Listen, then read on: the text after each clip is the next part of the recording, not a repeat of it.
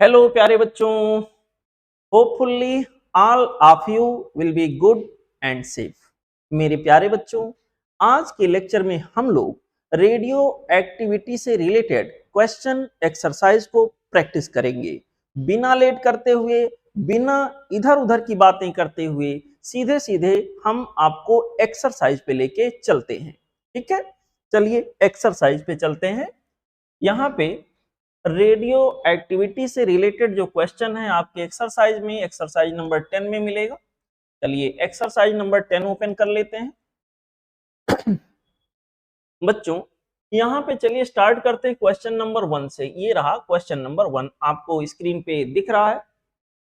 Question number 1 बेटा एक बड़ा सिंपल सा प्रश्न है, सिंपल सा क्वेश्चन है। हमसे ये कह रहा है the half life of BI-210, bismuth 210 का हाफ लाइफ वो बोल रहा 5 डेज है। बहुत अच्छी बात। What time it is taken by 7/8 part of the sample to decay? 7/8 part decay हो जाए, मतलब क्वेश्चन का सिंपल सा मीनिंग ये है कि अगर यहाँ पर शुरुआत में रेडियो एक्टिव न्यूक्लियाई की संख्या सपोज करिए मैं मानता हूं ये 0 है, तो यहाँ पे कितना टाइम लगेगा, कितने टाइम बाद उसका 7/8 पार्ट सैंपल डीके हो चुका होगा। 7/8 पार्ट सैंपल अगर डीके हो चुका है, 7/8 पार्ट अगर डीके हो चुका है, तो ऑब्वियसली जो रिमेनिंग यहाँ रहा होगा वो रहा होगा 1/8 टाइम्स ऑफ एन नॉट। ठीक है बेटा, रिमेनिंग अगर 1/8 टाइम्स हुआ होगा, इसको मैं ऐसे भी लिख सकता हूं 1/2 की पावर 3। ध्यान दीजिएगा बेटा, 1/2 की पावर 3, 1/2 की पावर 3 या नॉट। ऐसा जब हम लिखते हैं तो यहाँ पे जो पावर आता मैंने आपको सिखाया था वो था नंबर ऑफ हाफ लाइफ। इसका मतलब ऐसे से ऐसे होने में जो हाफ लाइफ यहाँ पर स्पेंड हुए होंगे, हाफ लाइफ जो यहाँ बीते होंगे वो 3 हाफ लाइफ बीते होंगे।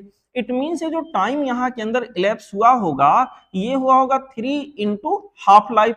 बेटा 3 into half life, half life की वैल्यू सवाल के अंदर आपको दे दिया है कि 5 डेज है। इसका मतलब टोटल जो टाइम ऐसे से ऐसे होने में लगेगा, n नॉट से घटकर n नॉट बाई 8 होने में जो टाइम लगेगा वो होगा 15 डेज।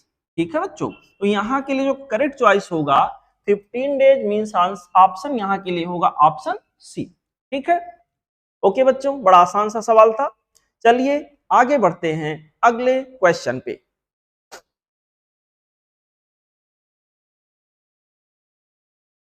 यहाँ अगला क्वेश्चन आप लोग बेटा देखें, क्वेश्चन नंबर 2। क्वेश्चन नंबर 2 में कहा गया है in which radio active disintegration neutron dissociates into proton and electron. Proton और इलेक्ट्रॉन में डिसोसिएट होता, न्यूट्रॉन जो है प्रोटॉन और इलेक्ट्रॉन में डिसोसिएट होता। बेटा देखो यहाँ पे मैंने आप लोगों को सिखाया था कि जिस न्यूक्लियस के अंदर n/p का रेशियो 1 से काफी ज्यादा होता है, ऐसे न्यूक्लियस क्या करते हैं, इट मींस इसके अंदर न्यूट्रॉन ज्यादा है प्रोटॉन की तुलना में। ऐसे न्यूक्लियस के अंदर न्यूट्रॉन क्या होता है, ये बेटा प्रोटॉन में टूटता है, और प्रोटॉन में टूटने के साथ साथ एक यहाँ पे इलेक्ट्रॉन भी न्यूक्लियस के अंदर एक मोमेंट के लिए क्रिएट होता है। और यही इलेक्ट्रॉन जो यहाँ के अंदर क्रिएट होता है ना बच्चों, ये इलेक्ट्रॉन जो यहाँ के अंदर क्रिएट होता है, यही इलेक्ट्रॉन निगेटिव बीटा पार्टिकल के रूप में, जिसको हम लोग ऐसे लिखा करते हैं, न्यूक्लियस के अंदर से इमिट हो जाता है। तो सवाल का सिंपल सा मतलब हुआ कि यहाँ बीटा इमिशन की बात हो रही। न्यूट्रॉन प्रोटॉन और इलेक्ट्रॉन में अगर डिसइंटीग्रेट हो रहा है, टूट रहा है, इट मींस यहाँ बीटा इमिशन हो रहा होगा। बच्चों अगर मेंशन ना हो तो हम positive beta negative beta emission को मान के चलते हैं, यानी इलेक्ट्रॉन के इमिशन को मान के चलते हैं। और इस तरह से जो करेक्ट चॉइस यहाँ के अंदर होगा वो होगा ऑप्शन बी। ठीक है, ओके बेटा, होपफुली आप लोगों को ये समझ में आया होगा। अब बच्चों हम आगे बढ़ेंगे अगले क्वेश्चन पे। हमारा अगला क्वेश्चन होगा क्वेश्चन नंबर 3। चलिए देखते हैं क्वेश्चन नंबर 3 क्या कह रहा है, इसको समझने का प्रयास करते हैं। बच्चों क्वेश्चन नंबर 3 हमसे कह रहा है काउंट रेट ऑफ ये गाइगर मूलर काउंटर, यहां पर बच्चों एक काउंटर होता है जिसमें डिसइंटीग्रेशन का रेट मेजर किया जाता है। कह रहा है ऐसे किसी काउंटर में radiation of radio active material of half life 30 minutes decreases to 5 per second after 2 hours. 2 घंटे के बाद 5 पर सेकेंड हो जाता है। तो हमसे पूछा इनिशियल काउंट रेट क्या रहा होगा।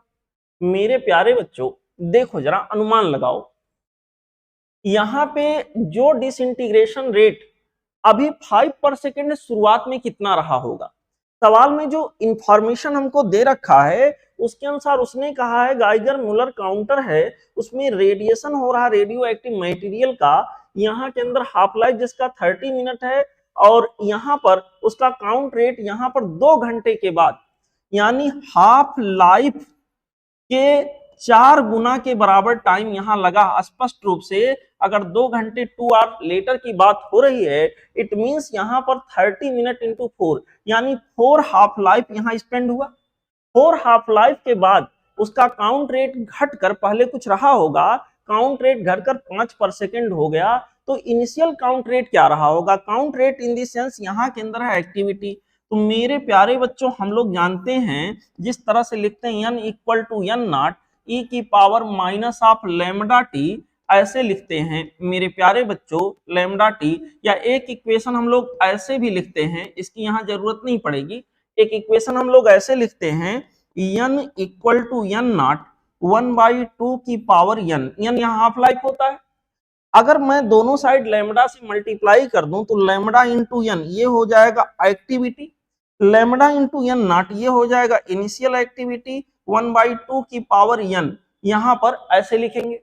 उसने हमको काउंट रेट दिया है, काउंट रेट उसने कहा है 5 पर सेकेंड है, n r की जगह बच्चों 5 हमने लिख दिया।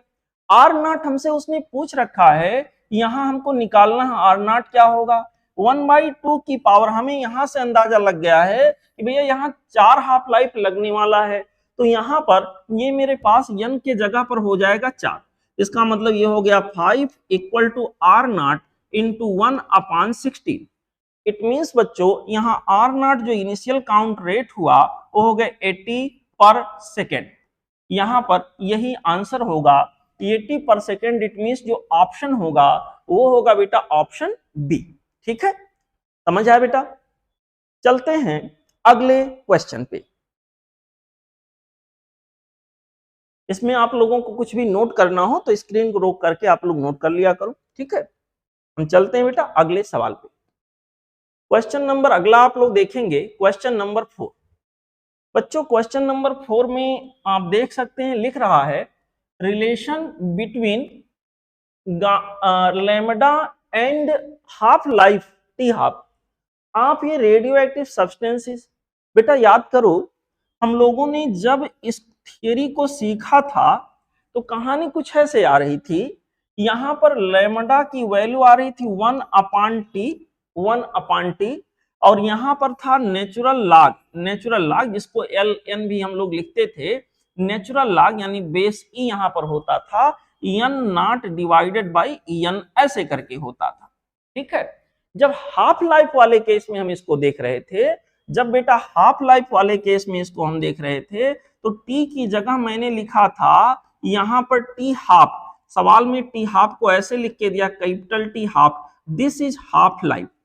और जब हाफ लाइफ के समय में देखेंगे तो जो बेटा यहाँ के अंदर n है ना, ये जो यहाँ के अंदर n लिखा हुआ ये n इनफैक्ट n/2 होगा। n not upon n not by 2 अगर करेंगे तो यहाँ के अंदर क्या आ जाएगा 2, यानी कि यहाँ के अंदर सब मिला जुला के आ जाएगा नेचुरल लॉग 2। ठीक है, तो यही इसका आंसर होगा। अगर यहां से मैं मैच कराऊं तो यहां से देखिए थोड़ा ऑप्शन अच्छे से यहाँ प्रिंटेड नहीं है, अगर सही से लिखें तो ई यहाँ है 2 यहाँ है, यहाँ ऐसा लग रहा है जैसे ई की पावर 2 लिख दिया गया हो।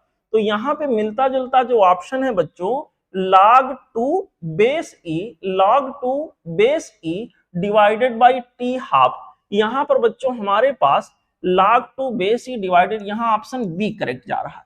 ठीक है, तो ऑब्वियसली यहाँ के लिए करेक्ट चॉइस हो गया ऑप्शन बी। अब हम लोग आगे बढ़ेंगे बच्चों और अगले क्वेश्चन को एंजॉय करेंगे। चलते हैं अगले क्वेश्चन पे। यहां अगला सवाल क्वेश्चन नंबर 5 कह रहा है radio isotope has half life of 75 years. कोई रेडियो आइसोटोप है बेटा, उसके लिए हाफ लाइफ बोल रहा है 75 ईयर्स है। बहुत बढ़िया। हमसे कह रहा है the fraction of the atom of this material that would decay in 150 days. कितना फ्रैक्शन डीके हो जाएगा, इसका ये मतलब हुआ, देखिए सवाल में हाफ लाइफ उसने कहा है 75 डेज है, और उसके बाद सवाल में पूछ रहा 150 डेज के बाद, इट मींस 2 हाफ लाइफ के बाद की बात हो रही है। बच्चों अगर यहाँ के अंदर मैं इसको सॉल्व करने के लिए जाऊं 2 हाफ लाइफ के बाद, देखिए एन नॉट एक हाफ लाइफ के बाद अगर देखें तो ये हो गया होगा एन नॉट बाई 2, और अगले हाफ लाइफ के बाद हम देखें एक और हाफ लाइफ यहाँ ऐड कर दें तो बच्चों यहाँ के अंदर एक और हाफ लाइफ के बाद ये हो गया होगा यहाँ के अंदर एन नॉट बाई 4, इतना बचा होगा। तो कितना डीके हो गया होगा, कितना डीके हो गया होगा, इनफैक्ट यहाँ के अंदर बच्चों जो डीके हो गया होगा 3/4 टाइम्स ऑफ एन नॉट, इतना पार्ट डीके हो गया। तो सवाल ने कहा है ये बच्चों रिमेनिंग है, ये बचा हुआ है, 2 हाफ लाइफ के बाद इतना रेडियो एक्टिव सैंपल बचा रहेगा, एक्टिव न्यूक्लियाई इतने बचे रहेंगे, और इतने समय के बाद इतना पार्ट डीके हो चुका होगा, ये वाला पार्ट डीके हो चुका होगा। समझ आया? फ्रैक्शन पूछा है कितना पार्ट डीके हो गया, तो जो फ्रैक्शन हमें कैलकुलेट करना है, डीके वाला फ्रैक्शन बेटा कैलकुलेट करना है, ये हो जाएगा डीके जितना भी हुआ था अपान इनिशियल, ये हो गया 3/4, 3/4। आंसर हमारा परसेंटेज में दिया है, क्वेश्चन में तो फ्रैक्शन का नाम लिया है लेकिन आंसर हमको परसेंटेज में दिया है। इट मींस इसको परसेंटेज में अगर कन्वर्ट करें तो ये हो जाएगा बेटा 75%, 100 से मल्टीप्लाई कर लेंगे। ठीक है, तो यहां के लिए जो करेक्ट चॉइस हमारा जा रहा है वो हो गया ऑप्शन डी। ठीक है, समझ गया बेटा। चलते हैं अगले क्वेश्चन पे।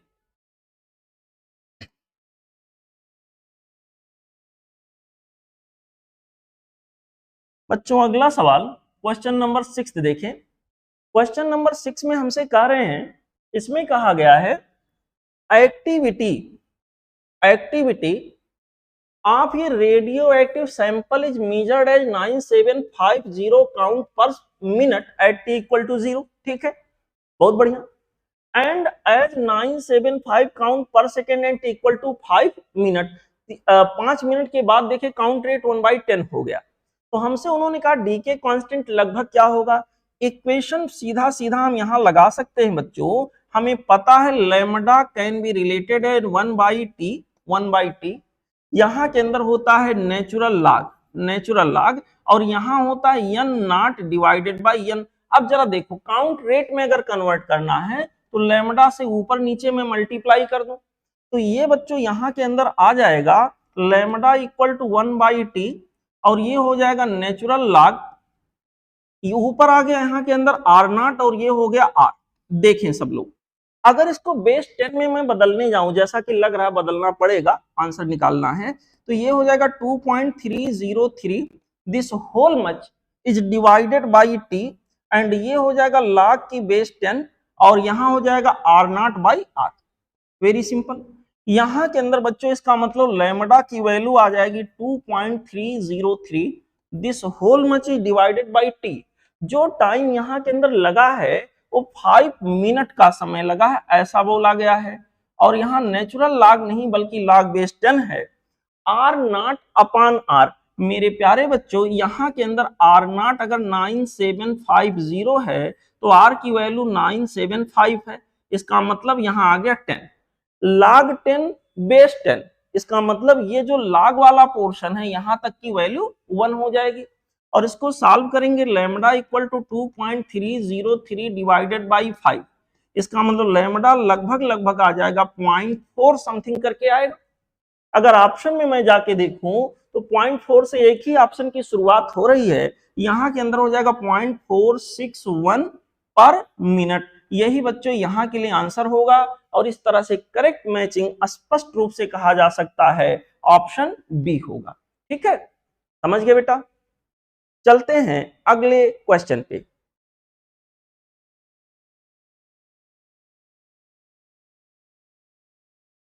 देखिए अगला question in this sense question number 7 आप लोग देखिए, जरा consider the following two statements, दो स्टेटमेंट्स यहां उन्होंने दिए हैं। Energy spectrum of alpha particle emitted in the radio active decay is discrete. Okay, कहा गया energy spectrum of beta particle emitted in radio active decay is continuous. मेरे प्यारे बच्चों, एनर्जी स्पेक्ट्रम का क्या मतलब हुआ सब लोग समझो। जैसे रेडियो एक्टिव सैंपल का एक ढेर रख दिया गया, रेडियो एक्टिव सैंपल का एक ढेर रख दिया गया, कई सारे बीटा पार्टिकल कई सारे अल्फा पार्टिकल निकल रहे हैं। अगर एक ग्राफ बनाया जाए बीटा पार्टिकल का लेकर के, बीटा पार्टिकल की यहाँ एक एक्सिस पे मैं एनर्जी कर दूं और यहाँ पर्टिकुलर एनर्जी वाला नंबर ऑफ बीटा पार्टिकल कर दूं, तो यहाँ पे जो ग्राफ जाता है बिल्कुल उस तरह का मिलता जुलता होता है जैसे कि binding energy per nucleon versus mass number का ग्राफ होता है। उसी तरह का बच्चों यहाँ के अंदर ग्राफ मिलता है, समव्हाट लाइक दिस। एक पर्टिकुलर एनर्जी का बीटा पार्टिकल मैक्सिमम नंबर में निकल रहा होता है, उसकी इंटेंसिटी सबसे ज्यादा होती है। तो ऑब्वियसली बीटा पार्टिकल का जो स्पेक्ट्रम है ये बीटा के लिए है बेटा, ये कंटिन्यूअस है, इसमें कोई डाउट नहीं है। बीटा पार्टिकल के लिए उसने बोला कंटिन्यूअस, यानी बी तो सही है। और ये के लिए अल्फा के लिए जो यहाँ पर ग्राफ बन के आता है, जब यही एक्सपेरिमेंट बच्चों अल्फा पार्टिकल के लिए हम लोग करते हैं तो कहानी कुछ इस तरह की होती है। देखें आप लोग, कहानी बेटा कुछ इस तरह की होती है। जब अल्फा के लिए हम बात करते हैं तो अल्फा के लिए कहानी कुछ ऐसे होती है। यहाँ पर बच्चों number of alpha particle limited और यहाँ एनर्जी का अगर हम ले लें तो यहाँ पर जो ग्राफ इसका आता है बीच बीच में ब्रेक होता, ऐसे ग्राफ आया बीच में एब्सेंट रहा, ग्राफ आया बीच में एब्सेंट रहा, यानी कि इसको डिस्क्रीट कहा जाता है, एकदम से कंटिन्यूअस नहीं होता है। यहाँ पे बच्चों बीटा पार्टिकल का स्पेक्ट्रम यहाँ डिस्क्रीट होगा, जो कि यहाँ स्पष्ट रूप से लिखा, माफ करिएगा, अल्फा पार्टिकल का स्पेक्ट्रम डिस्क्रीट होगा जो कि यहाँ स्पष्ट रूप से लिखा हुआ है, ठीक है। और आपकी जानकारी के लिए मैं बता दूं, गामा पार्टिकल का जो स्पेक्ट्रम होता है वो भी डिस्क्रीट होता है, क्योंकि वहां भी ग्राफ बनाए तो बीच बीच में गैप आता है, ठीक है। डिफरेंट डिफरेंट एनर्जी वाले गामा पार्टिकल निकलते हैं, बीच बीच में काफी गैप पाया जाता है। तो यहाँ के अंदर बच्चों यहाँ फिलहाल इस क्वेश्चन में दोनों सही हैं, और दोनों सही होने के लिए इसका करेक्ट चॉइस जो होगा वो होगा ऑप्शन डी, ठीक है। ओके बेटा, चलते हैं अगले क्वेश्चन पे।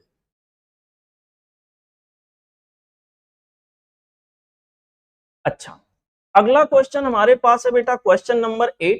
देखें आप लोग, क्वेश्चन नंबर 8 में क्या कहा गया है, a nucleus of element 84x202 emits an alpha particle first, a beta particle next and then ये गामा फोटॉन। हमसे कहा गया बताइए यहाँ न्यूक्लियस जो नया वाला बनेगा उसका एटॉमिक नंबर क्या होगा। तो बच्चों स्पष्ट है, छोटा सा सवाल है, यहाँ के अंदर कोई न्यूक्लियस है, यहाँ पर कोई न्यूक्लियस है जिसको रिप्रेजेंट ऑलरेडी क्वेश्चन ने किया है कि सर न्यूक्लियस का रिप्रेजेंटेशन कुछ ऐसे है 84x, यहाँ के अंदर 202। सवाल कह रहा है सीक्वेंस में यहाँ से कुछ पार्टिकल निकल रहे हैं, पहले एक अल्फा निकला, पहले बच्चों यहाँ के अंदर एक अल्फा निकलेगा माइनस अल्फा। जब एक अल्फा निकलेगा तो यहाँ पे जो नया न्यूक्लियस बन के आएगा बच्चों, यहाँ पर जो नया न्यूक्लियस बन के आएगा उसके मास नंबर में, सपोज करिए यहाँ y बन गया, तो मास नंबर में 2 की कमी, इसका मतलब 82 हो गया। और यहाँ पर बच्चों माफ करेगा, एटॉमिक नंबर में 2 की कमी 82 हो गया, और मास नंबर में बच्चों 4 की कमी मतलब 198 हो जाएगा।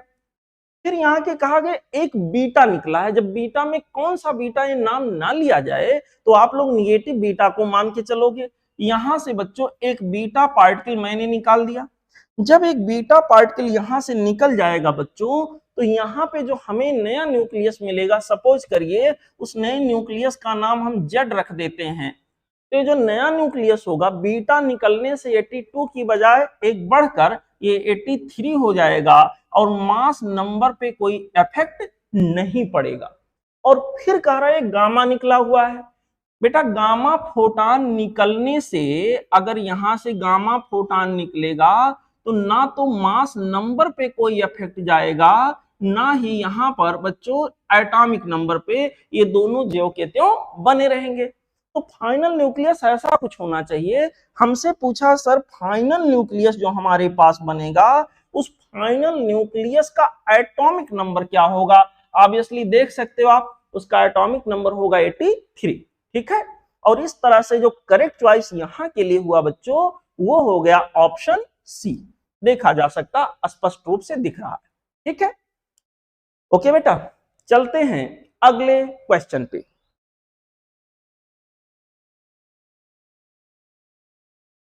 अगला क्वेश्चन क्वेश्चन नंबर 9 है। देखें आप लोग, क्वेश्चन नंबर 9 में कहा गया correct order of ionising capacity of alpha beta and gamma. मेरे प्यारे बच्चों आप लोगों को मैं बता दूं, आयोनाइजिंग कैपेसिटी की जहां तक बात है, यहाँ दो सवाल होते हैं। फिलहाल यहाँ आयोनाइजिंग कैपेसिटी की बात की गई है कि आयोनाइज करने की क्षमता किसमें ज्यादा किसमें कम। तो बेटा जहां पर आयोनाइजिंग कैपेसिटी की बात की गई है, मैं शॉर्ट में लिख देता हूं, तो आप लोग याद रखिएगा सबसे ज्यादा आयोनाइज करने की क्षमता अल्फा में होती है, देन यहाँ बीटा में होती है, देन यहाँ गामा में होती है। लेकिन अगर पेनिट्रेटिंग कैपेसिटी या पेनिट्रेटिंग पावर की बात की जाए, पेनिट्रेटिंग पावर की बात की जाए तो यहाँ साइज मैटर करता है। यहाँ पे बच्चों गामा तो इलेक्ट्रोमैग्नेटिक वेव हुआ, इसकी पेनिट्रेटिंग पावर सबसे ज्यादा होगी। देन यहाँ बीटा की बारी आएगी, देन यहाँ अल्फा की बारी आएगी। आयोनाइजिंग कैपेसिटी में ये वाला ऑर्डर होगा और बेटा यहाँ पेनिट्रेटिंग पावर में ये वाला ऑर्डर होगा। तो यहाँ पे जाके अगर हम करेक्ट ऑप्शन ढूंढें कि भाई आयोनाइजिंग कैपेसिटी का ऑर्डर करेक्ट वाला क्या है, तो अल्फा बीटा गामा सीधे सीधे यहाँ आएगा। इसका मतलब ऑप्शन बी यहाँ के लिए करेक्ट होगा। ठीक है, समझ आया बच्चों। चलते हैं अगले क्वेश्चन पे।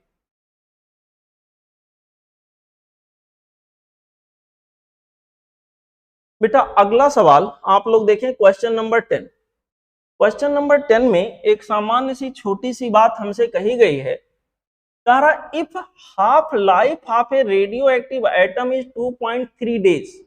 अगर half life radio active atom का 2.3 डेज है तो यहाँ के अंदर पूछा गया बताइए सर यहाँ डीके कांस्टेंट कितना होगा।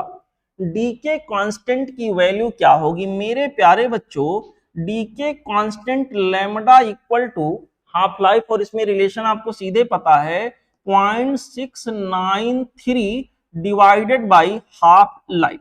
ठीक है, तो हाफ लाइफ आपको दिया है और डीके कांस्टेंट बेटा आपसे पूछा गया है। यहां पर 0.693 अपान हाफ लाइफ कितना दिया बच्चों 2.3 डेज। यहां पर ये हो गया 2.3 डेज।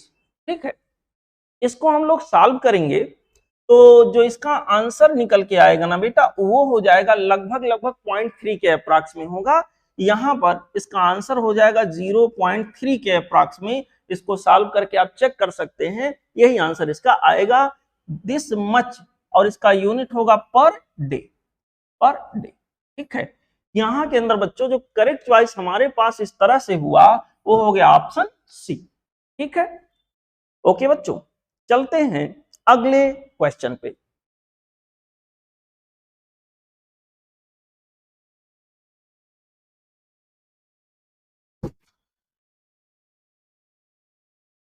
बच्चों हमारा अगला क्वेश्चन है क्वेश्चन नंबर 11। देखें आप लोग, क्वेश्चन नंबर 11 में कह रहे हैं अ रेडियो एक्टिव एलिमेंट। बेटा कोई रेडियो एक्टिव एलिमेंट हमको दे रखा है।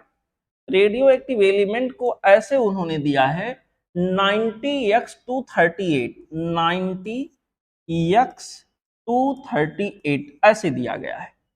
डीकेज इनटू ये किसी अदर एलिमेंट में कन्वर्ट हो रहा है और कन्वर्ट होकर बन रहा 83y222 ऐसे। कहा गया number of beta particles emitted are. अब कितने बीटा पार्टिकल इमिट होंगे इसकी चर्चा यहाँ पर की गई है। सवाल थोड़ा सा ट्विस्टेड है बच्चों। बीटा पार्टिकल अगर केवल निकलता, केवल बीटा पार्टिकल, तो मास नंबर में चेंज नहीं होना चाहिए था। लेकिन ध्यान से देखिए यहां पर मास नंबर चेंज हो रहा है। मास नंबर तभी चेंज होगा जब अल्फा निकला हो। इसका मतलब बीटा तो निकला ही निकला होगा अगर सवाल ने पूछा है, और अल्फा भी इसका मतलब निकला होगा। समझ आया बेटा? यहां अल्फा पार्टिकल भी इमिट हुआ होगा।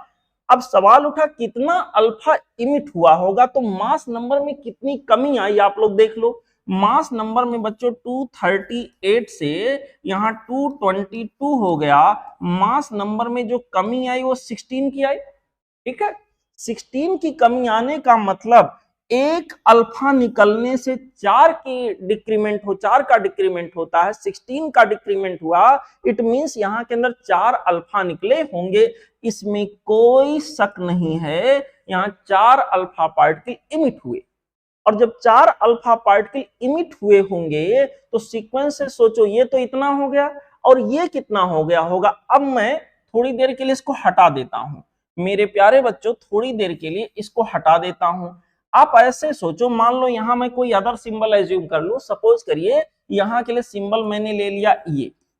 अब यहां पर अगर सिंबल मैं ये एज्यूम कर रहा हूं, आप लोग देखो ध्यान से, तो यहां क्या होगा, यहां पे क्या होगा, जब 4 अल्फा निकल गया होगा तो यहां 8 की कमी आ जाएगी। मींस बच्चों यहां 82 हो गया होगा, और यहां पर 222 हो गया होगा, जैसा कि हम लोगों ने देखा। लेकिन फाइनल मुझे ये बनाना है, यहां पर बच्चों फाइनल हमें बनाना क्या है, 83y222। इसका मतलब यहां के अंदर एक निगेटिव बीटा पार्टिकल यहां के अंदर निकला होगा। निगेटिव बीटा पार्टिकल निकलने से इसके एटॉमिक नंबर यानी नंबर ऑफ प्रोटॉन में एक का इंक्रीमेंट हो गया होगा। मेरे प्यारे बच्चों यहाँ 83 आ गया होगा। इट मींस कितने बीटा निकले, इसका आंसर होगा 1। इट मींस यहां के अंदर जो बीटा पार्टिकल का इमिशन हुआ उसका संख्या, उसका नंबर क्या होगा, 1। समझ आया बच्चों?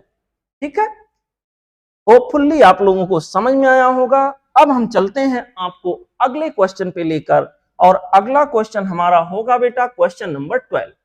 क्वेश्चन नंबर 12 में आप सभी लोग देखें, कहा गया इन बीटा डीके के केस में क्या होगा। पहला ऑप्शन कह रहा दी parent and daughter nuclei have same number of proton. जो पेरेंट न्यूक्लियाई होगा जहां से इमिशन हुआ था, और जो डॉटर न्यूक्लियाई होगा उसमें सेम नंबर ऑफ प्रोटॉन होंगे। बीटा डी के केस में बच्चों प्रोटॉन की संख्या एक बढ़ जाती है। इसका मतलब ये गलत बोल रहा है। ठीक है, इसका मतलब ये गलत बोल रहा है। कहा गया है कि daughter nucleus has 1 proton less than the parent nucleus. नहीं, बीटा निकलने से प्रोटॉन एक बढ़ता है, घटता नहीं है। Daughter nucleus has 1 proton more than the parent nucleus. Yes, beta के निकलने से जो नया न्यूक्लियस बनेगा जिसको डॉटर न्यूक्लियस कहते हैं, उसके अंदर प्रोटॉन का नंबर पेरेंट न्यूक्लियस के कंपैरिजन में एक ज्यादा होगा। एक ज्यादा होगा इन दी सेंस जो करेक्ट चॉइस यहां के लिए हो गया वो हो गया बच्चों ऑप्शन सी। अगर डी भी हम पढ़ना चाहें तो देखते हैं, the daughter nucleus has 1 neutron. नहीं, न्यूट्रॉन में नहीं इंक्रीमेंट होता है, या ना तो डिक्रीमेंट हो। यहाँ पर न्यूट्रॉन में कहा गया न्यूट्रॉन का ज्यादा होगा संख्या। नहीं सर, न्यूट्रॉन बल्कि कम होता है। ठीक है, न्यूट्रॉन एक कम हो जाता है तो एक प्रोटॉन बढ़ जाता है, मास नंबर वही का वही रहता है।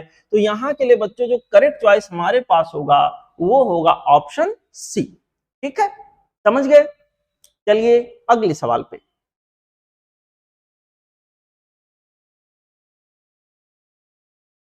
बच्चों अगला सवाल आप लोग देखें, क्वेश्चन नंबर 13 में कहा गया है विच एक्सप्रेशन।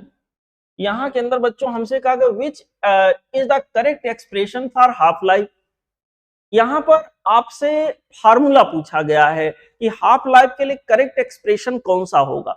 मेरे प्यारे बच्चों, आप सबको याद होगा हाफ लाइफ इक्वल टू होगा natural log 2 divided by lambda. ऐसा करके एक ऑप्शन आता होगा कहीं, नेचुरल लॉग।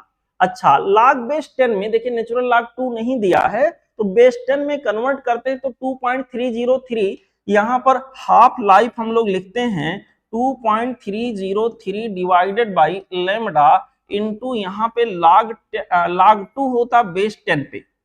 अब यहाँ चारों ऑप्शन को देखकर ये समझ में आ रहा है कि यहाँ के लिए जो करेक्ट चॉइस होगा वो होगा बच्चों ऑप्शन डी। ठीक है, option D would be the correct choice in this particular question. ठीक है बच्चों, चलते हैं अगले क्वेश्चन पे।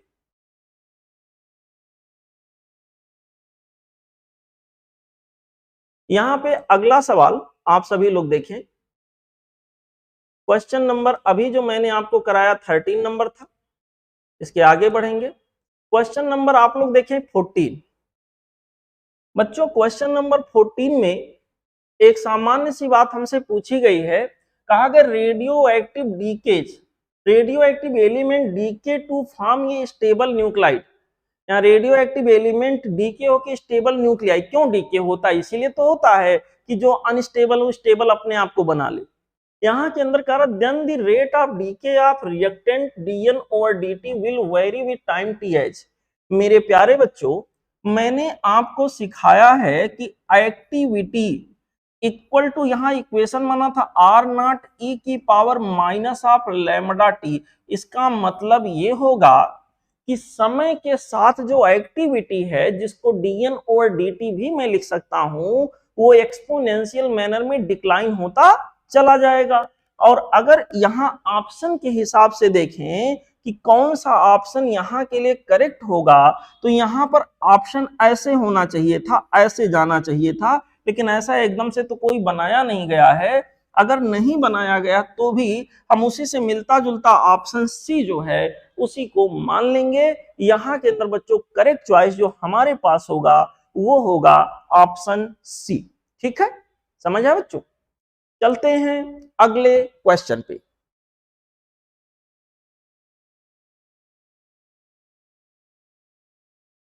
यहां पे अगला सवाल देखें आप लोग, क्वेश्चन नंबर 15।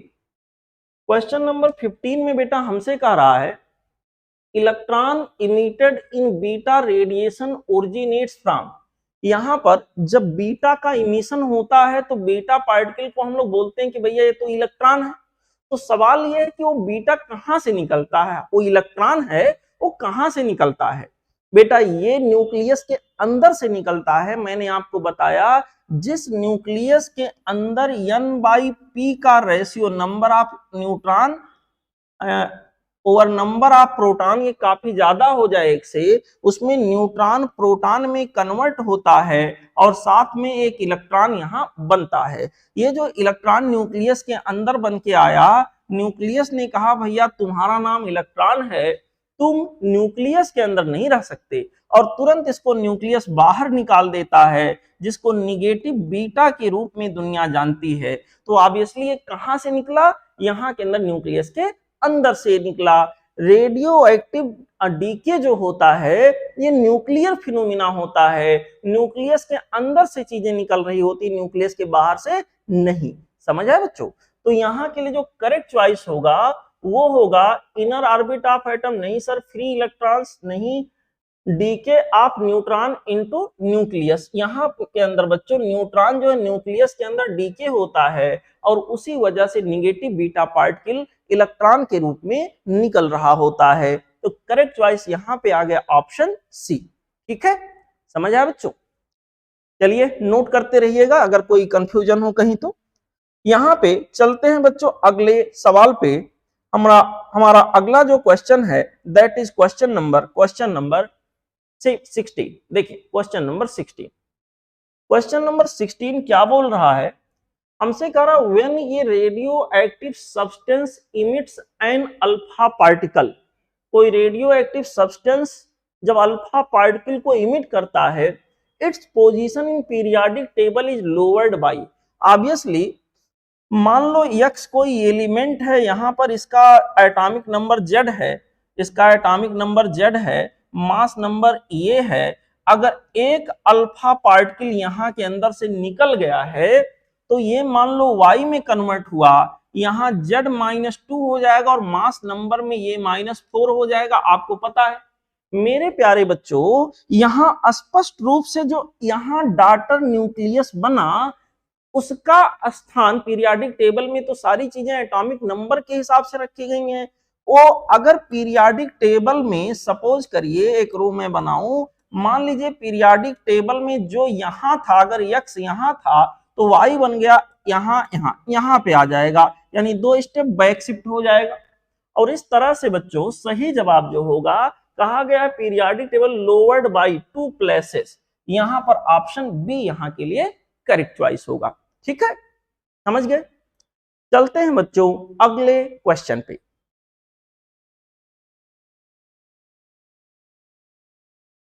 यहां पर अगला सवाल हमारा है क्वेश्चन नंबर बच्चों 17।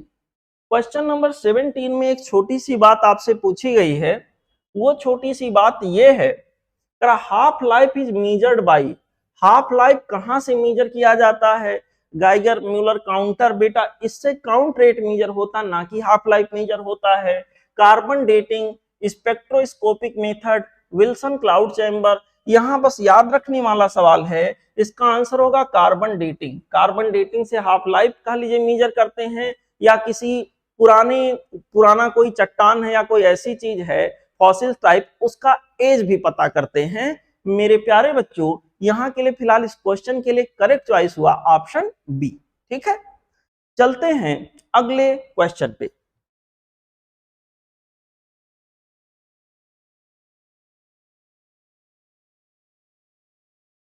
हमारा अगला सवाल आ गया यहां पर क्वेश्चन नंबर 18। क्वेश्चन नंबर 18 में कहा गया है, क्या कहा गया है? Which of the following decay the element does not change? कौन सा डीके ऐसा जिसमें एलिमेंट चेंज नहीं होता? वो है बेटा गामा डीके। जब गामा रे निकलता है तो ना तो मास नंबर में कोई चेंज आता है, ना तो एटॉमिक नंबर में कोई चेंज आता है। तो यहाँ के लिए जो करेक्ट चॉइस होगा वो होगा ऑप्शन सी। गामा डीके एक ऐसा डीके है जिसमें ना तो मास नंबर में कोई चेंज आने वाला है, ना ही एटॉमिक नंबर में, और इसलिए यहां पर सही ऑप्शन हो गया ऑप्शन सी। समझ आए बच्चों? चलते हैं अगले क्वेश्चन पे। क्वेश्चन नंबर बेटा अगला हमारे पास है क्वेश्चन नंबर 19। क्वेश्चन नंबर 19 में देखते हैं क्या कह रहा है। क्वेश्चन नंबर 19 में हमसे कहा गया है कि सर ऐसा है, सर्टेन रेडियो एक्टिव सब्सटेंस, कोई रेडियो एक्टिव सब्सटेंस है, reduces to 25% of its value in 16 days। 16 days में 25% हो गया, मतलब 1/4 हो गया। यानी कि अगर वो n नॉट था तो वहां पर n नॉट बाई 4 हो गया। ऑब्वियसली यहां 2 हाफ लाइफ के बराबर समय लगा होगा, जाहिर सी बात है। हमसे कहा गया कि बताइए उसका यहाँ के अंदर हाफ लाइफ क्या रहा होगा।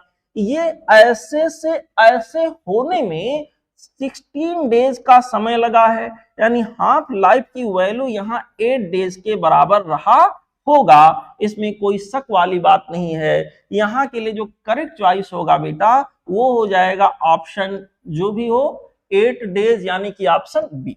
ठीक है, समझ में बच्चों? चलते हैं अगले क्वेश्चन पे।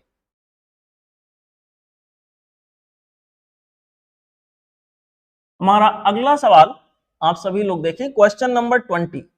क्वेश्चन नंबर 20 में हमसे कह रहे हैं कि सर ऐसा है, इफ डीके और डिसइंटीग्रेशन कांस्टेंट ऑफ ये radio active substance is lambda, then its half life and mean life are respectively. Half life और मीन लाइफ कितना होगा? लगभग यहाँ के अंदर 4 ऑप्शन दिए गए हैं। मेरे प्यारे बच्चों हाफ लाइफ जो होगा, अगर रेडियो एक्टिव डीके के रूप में हाफ लाइफ निकालने के लिए बोला जाए तो हाफ लाइफ की वैल्यू आती है log 2, जिसका की बेस ई हो। log 2 साफ साफ लिख देता हूं, यहां पर हो जाएगा log 2 base E divided by lambda, ये आ जाएगा हाफ लाइफ। दूसरा यहां के अंदर बच्चों हमसे पूछा गया half life and mean life. Mean life जो होगा बेटा, जिसको टाउ से दिखाते हैं, वो लैम्डा का रेसिप्रोकल होता है 1/लैम्डा के बराबर। तो करेक्ट चॉइस यहाँ के लिए, थोड़ा ऑप्शन उतने अच्छे से प्रिंट नहीं है लेकिन स्पष्ट है, log 2 बेस ई लिखा होना चाहिए था यहाँ। log 2 base E divided by lambda and 1 by lambda. इसके लिए करेक्ट चॉइस होगा जो कि मुझे मिल रहा ऑप्शन बी में। समझ में आया बच्चों? ठीक है, चलते हैं अगले क्वेश्चन पे।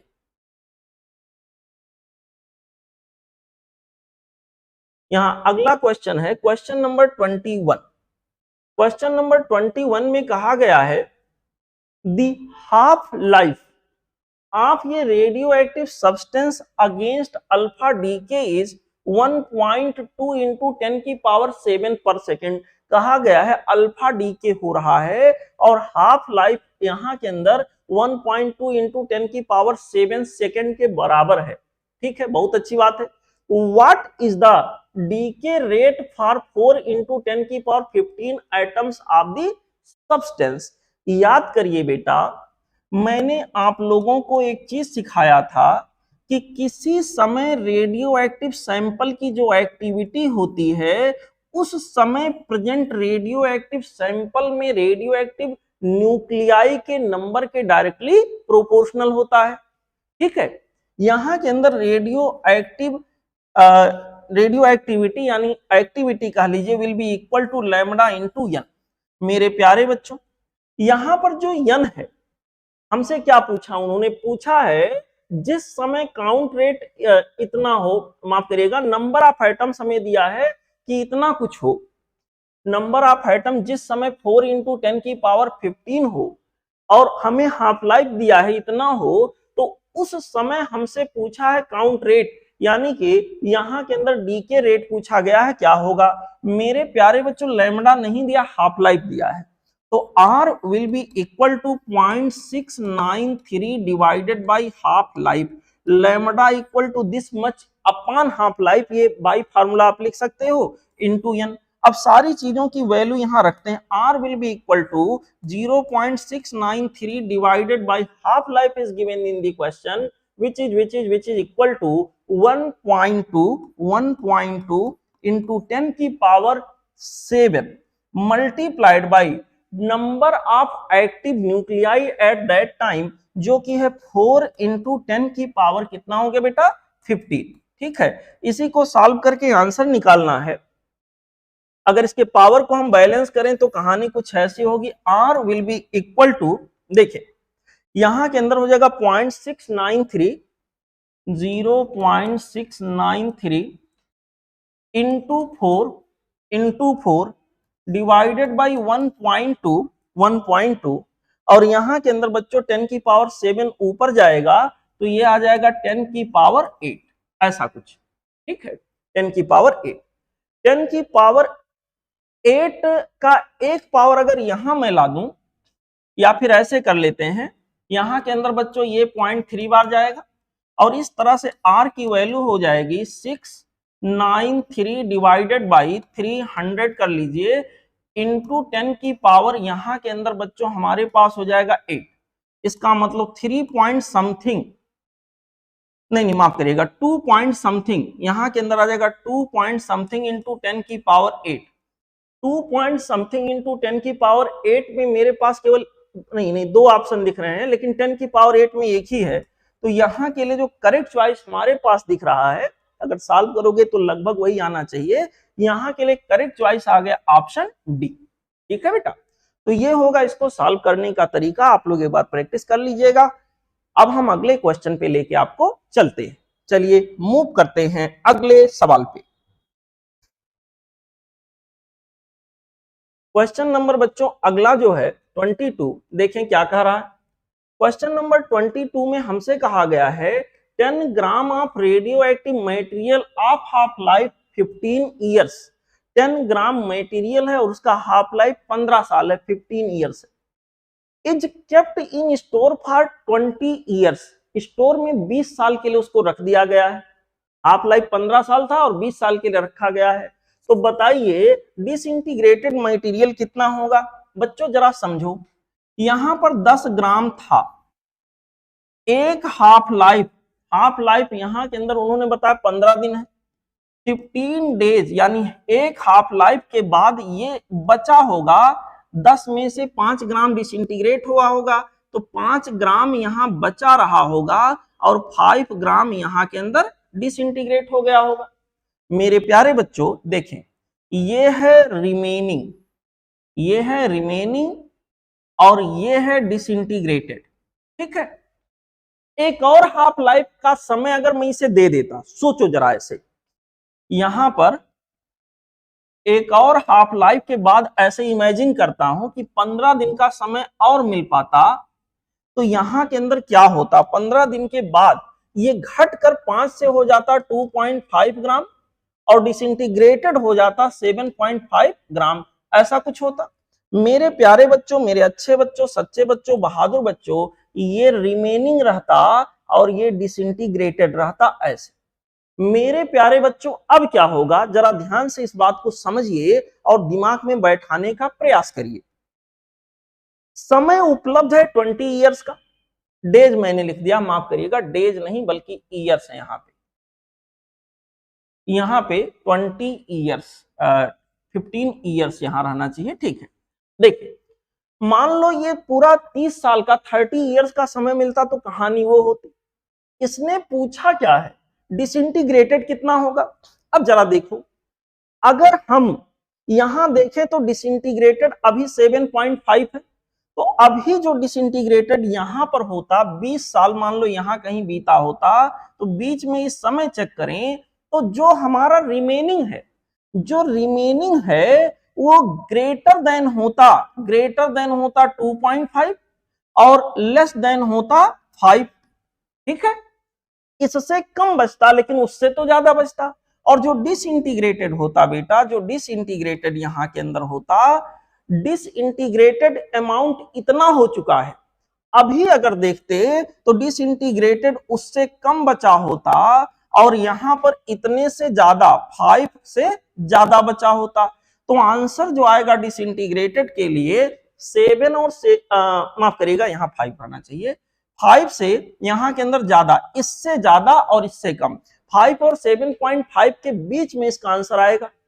5 और 5.7 के बीच में एक ही आंसर दिख रहा है जो कि है ऑप्शन सी।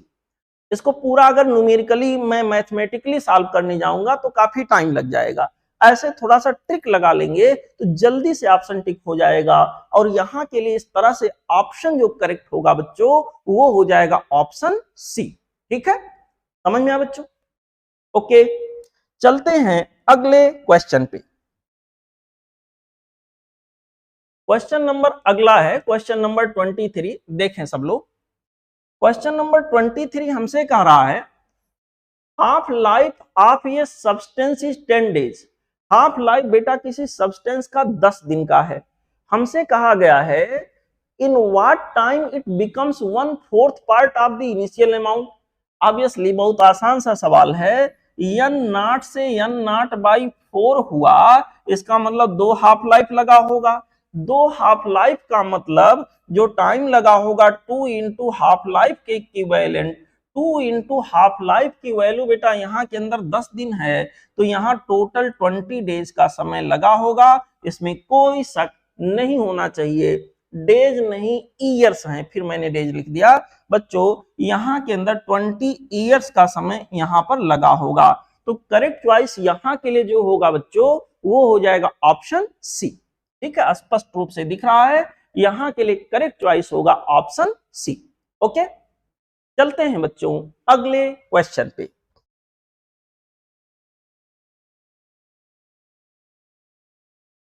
क्वेश्चन नंबर अगला हमारा है क्वेश्चन नंबर 24। क्वेश्चन नंबर 24 में हमसे कहा गया है if n naught is the original mass of the substance and half life period t half is 5 years। n naught initial amount है, half life period t half है जो कि 5 years के बराबर है, then the amount of substance left after 15 years.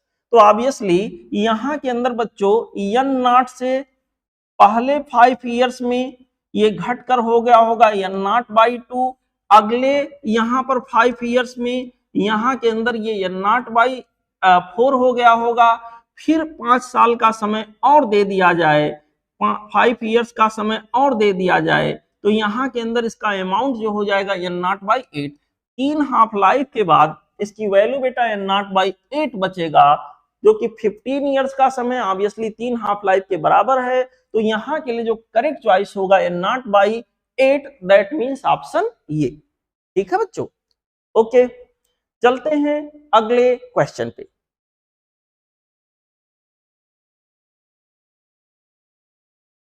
बच्चों अगला सवाल यहां पे आप लोग देखें क्वेश्चन नंबर 25।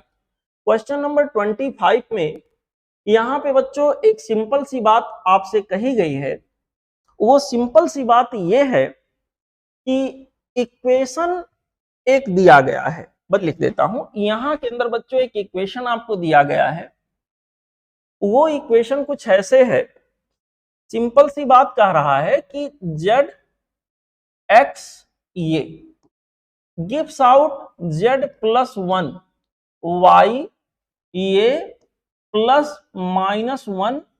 यहां पर बच्चों e लिखा हुआ E0+, यहां पे बच्चों इनफैक्ट ये निकल रहा है निगेटिव बीटा पार्टिकल, यहां एंटी न्यूट्रिनो निकलता, शायद क्वेश्चन में मिसप्रिंटिंग होगा, एंटी न्यूट्रिनो निकलना चाहिए। तो हमसे कहा है कि बताइए यहां पर ये क्या हो रहा है। ऑब्वियसली निगेटिव बीटा का इमिशन हुआ है। तो करेक्ट चॉइस यहां पर चारों ऑप्शन को देखने के बाद स्पष्ट रूप से बोला जा सकता है, करेक्ट चॉइस यहां के लिए होगा ऑप्शन ये। ठीक है, समझ में बच्चों। चलिए अगले क्वेश्चन के लिए अगले वीडियो का इंतजार करिए, तब तक पढ़ते रहिए, हंसते रहिए, मुस्कुराते रहिए। थैंक यू बच्चों।